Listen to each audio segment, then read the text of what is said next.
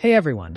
In this video, I'm going to share a quick tip that I found super helpful for fixing 3D printed airplanes using just tape and CA glue.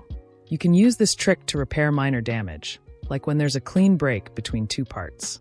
As long as you can line them back up, even if there's a small gap, this method should still work. Here's an example where I purposely made some uneven gaps to mimic a rough break, and the tape and glue method still holds up really well. Now, if the damage is near the motor mount and you can't get things aligned properly, it's probably better to just reprint it instead. This method also comes in handy for dealing with missing filament issues near the seam.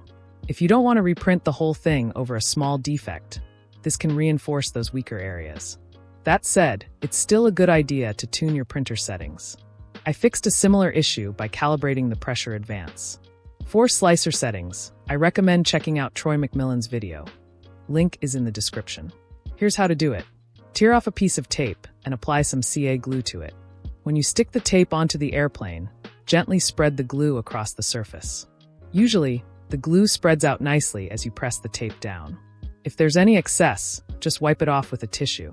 Compared to using glue alone, adding tape helps you align the broken parts more accurately and also strengthens the surrounding area. Once the glue dries, the tape hardens and adds extra support. It also smooths out the surface naturally, so you don't even need to wipe it down. For larger damaged areas, you can use duct tape instead. Let me show you an example with my Hammerhead airplane. When it crashed, the head and body completely separated and were barely hanging on. I used this tape and glue method to fix it, and it held up great.